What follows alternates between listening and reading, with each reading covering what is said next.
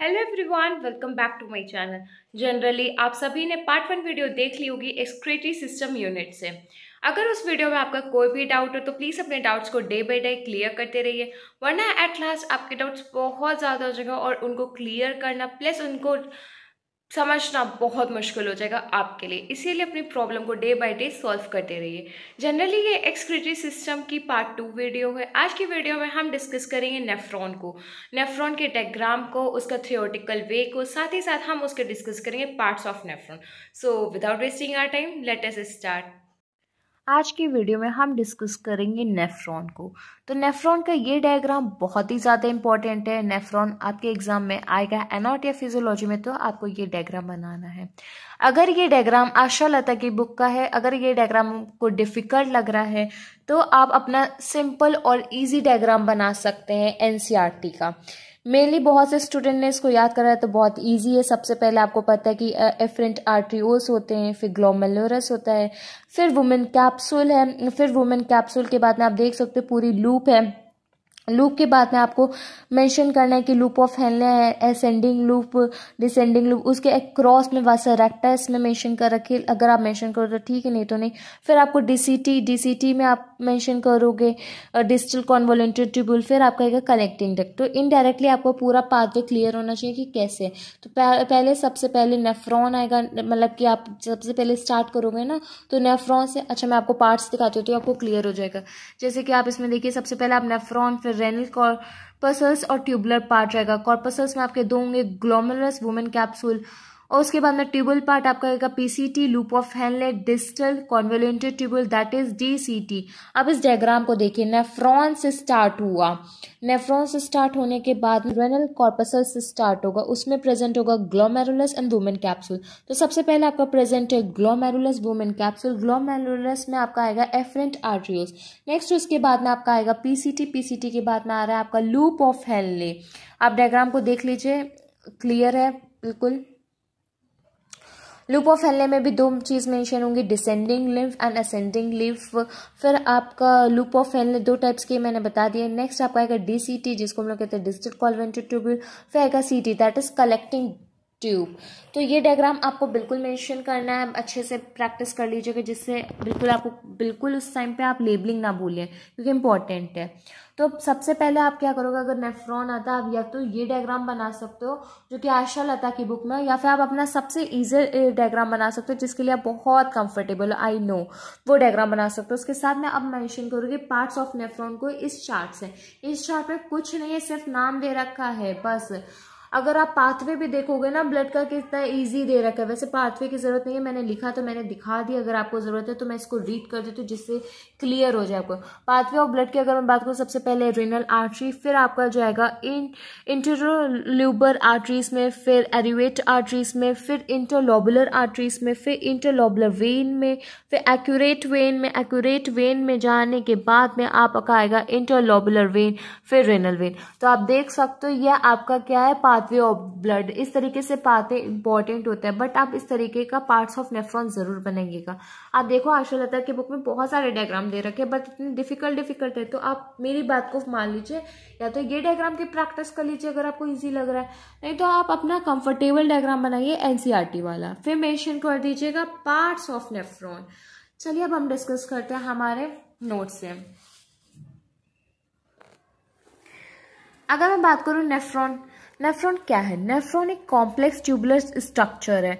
यहाँ पे multi cellular units का बना हुआ है। फंक्शनल यूनिट है नेफ्रॉन, फंक्शनल यूनिट है किडनी की। एक बॉडी में कितने नेफ्रॉन प्रेजेंट होते हैं? 2 मिलियन प्रेजेंट होते हैं। स्ट्रक्चर यूनिट आपको पता है क्या है, फंक्शनल यूनिट क्या है, तो पता चल गया। अब आपको पता है कि नेफ्रॉन के दो पार्ट्स होते हैं, एक होता है उसका रेनल कॉर्पसल, एक होता है ट्यूबुलर पार्ट, या फिर हम लोग कह सकते हैं ग्लोमेरुलस और रेनल ट्यूब्यूल्स।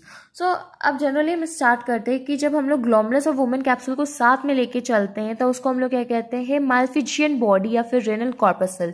क्या कहते हैं? Renal corpuscle.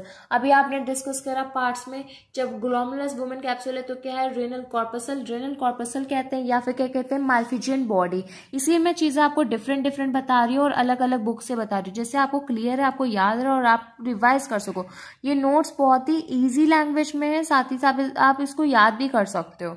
बस आप इसको याद कर लीजिए, आपके लिए बहुत ईजी है।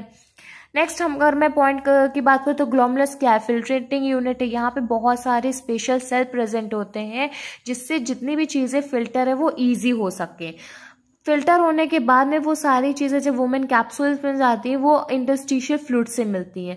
वुमेन कैप्सूल में ये चीज़ इंपॉर्टेंट है कि वो किससे बना होता है, वो 2 लेयर से बनी होता है। इसको लेयर को हम लोग कहते हैं आउटर और इनर। आउटर वाले को कहते हैं पैराइटल, इनर वाली लेयर को कहते हैं विसरल। जो पैराइटल लेयर है वो डिफ्यूजन में हेल्प करती है। किस में हेल्प करती है, डिफ्यूजन में। जो आपकी विसरल सेल्स है जिसमें हमारे मॉडिफाइड सेल्स प्रेजेंट होते हैं उसको हम लोग कहते हैं पोडोसाइट्स। पोडोसाइट्स इंपॉर्टेंट सेल्स है क्योंकि फिल्ट्रेशन में वुमेन कैप्सूल में सबसे ज़्यादा आपके पोडोसाइट्स ही काम आते हैं। अगर मैं बात करूँ वुमेन कैप्सूल की, जो इसमें एपिथेलियम होती है वो सिंपल स्क्वैमस एपिथेलियम होती है, इस वजह से फिल्ट्रेशन ईजी तरीके से हो जाता है। नेक्स्ट अगर मैं बात करूँ ट्यूब्यूल्स की, तो अभी हम लोग डिस्कस कर चुके हैं। सबसे पहले हमारी पीसीटी है, फिर हमारी लूप और फैले असेंडिंग डिसेंडिंग, फिर हमारी डीसीटी है। अब हम डिस्कस करते हैं पीसीटी को। अब देखिए हमने पीसीटी को कितना शॉर्ट में मेंशन कर दिया है। मैं कोशिश करती हूँ अपने नोट्स को बहुत ही शॉर्ट फॉर्म में लिखूँ, इसलिए बहुत ही कम पॉइंट्स को लिखती हूँ और साथ ही साथ ये कोशिश करती हूँ कि जितना हो सके सारे डेटा को भी कलेक्ट करूँ। इम्पॉर्टेंट एज सच अगर आप देख रहे होगे पीसीटी में क्या है, पीसीटी देखिए ब्रश बॉर्डर लेयर है। क्यों? क्योंकि यहाँ पे रीएब्जॉर्प्शन होगा। आपका एब्जॉर्प्शन रीएब्जॉर्प्शन का जो डिफरेंस है वो देखते रहिएगा। पीसीटी में क्या हो रहा है, रीएब्जॉर्प्शन हो रहा है। और अब आपको पता चलेगा कि जो आपका वुमेन कैप्सूल था उसमें सिंपल स्क्वैमस एपिथेलियम है और जो आपका पीसीटी उसमें क्यूबॉइडल एपिथेलियम है। ओके, क्यूबॉइडल एपिथेलियम के साथ में जो इसका डायमीटर है वो कैसा है, स्मॉल है। यहाँ पे पीसीटी में ग्लूकोज और अमीनो एसिड फुल्ली एब्जॉर्ब हो जाएंगे। ग्लूकोज अमीनो एसिड अब आगे नहीं ट्रांसफर होगा, पीसीटी में glucose amino acid fully absorb कर लिए जाएंगे। नेक्स्ट अगर मैं बात करूँ यहाँ पे 70 से 80%, 70 to 80% इलेक्ट्रोलाइट्स को रीएब्जॉर्ब कर लिया जाएगा पीसीटी में। तो अब आपको चीजें क्लियर होंगी कि पीसीटी कितनी चीजों को रीएब्जॉर्ब कर रही है, कैसे रीएब्जॉर्ब कर रही है, क्योंकि उसमें क्यूबॉइडल एपिथेलियम है, साथ ही साथ में ब्रश बॉर्डर लेयर है क्योंकि उसे रीएब्जॉर्प्शन कराता है। नेक्स्ट अगर मैं बात करूँ लूप ऑफ हेनले की, लूप ऑफ हेनले 2 टाइप्स की होती है, एक असेंडिंग और डिसेंडिंग। असेंडिंग डिसेंडिंग का क्या केस है आप डायग्राम में देखिए, अभी क्लियर हो जाएगा। जैसे कि आप ये डायग्राम देख रहे हो, पीसीटी है, पीसीटी के बाद में जब हम लोग नीचे जा रहे हैं तो वो डिसेंडिंग है, बड़े से छोटा, मतलब ऊपर से नीचे तो वो डिसेंडिंग। जब आप असेंडिंग की बात करो, जब आप नीचे से ऊपर जाओगे उसको हम लोग कहेंगे असेंडिंग। अब आपको क्लियर होगा असेंडिंग डिसेंडिंग क्या मैं कह रही थी। तो लूप ऑफ हेनले में अभी हमने बताया कि 2 होते हैं, असेंडिंग डिसेंडिंग।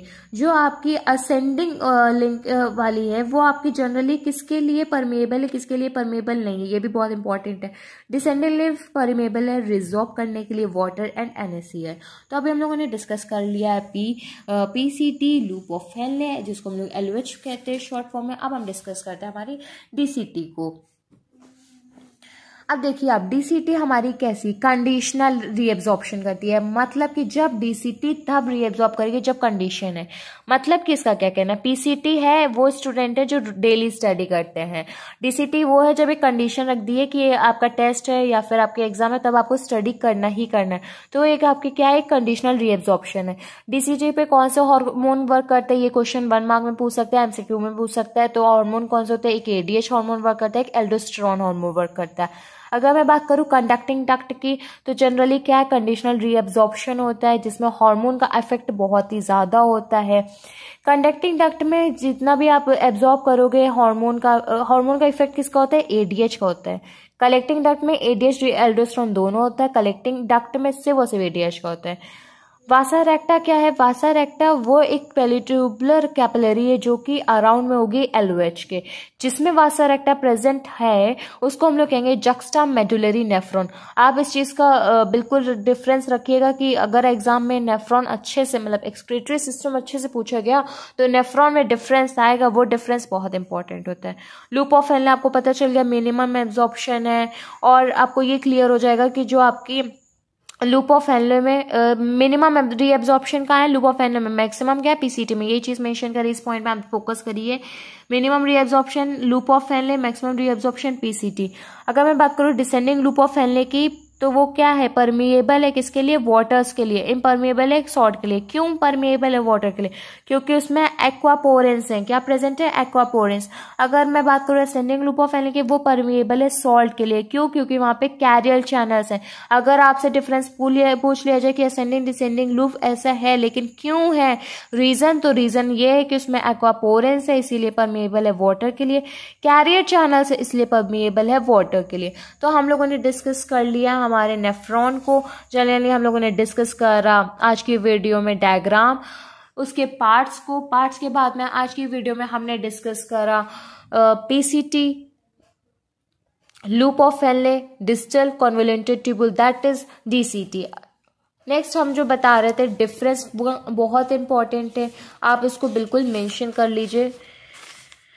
ये आपका नेक्स्ट डिफरेंस है cortical nephron, juxta medullary nephron. इसमें क्या है, जो आपका कॉर्टिकल नेफ्रॉन है वो मोस्ट ऑफ द में प्रेजेंट होता है। 80 to 85% चांसेस है कि आपका कॉर्टिकल नेफ्रॉन ही होगा, बट 15 to 20% होता है कि जक्स्टा मेडुलरी नेफ्रॉन हो सके।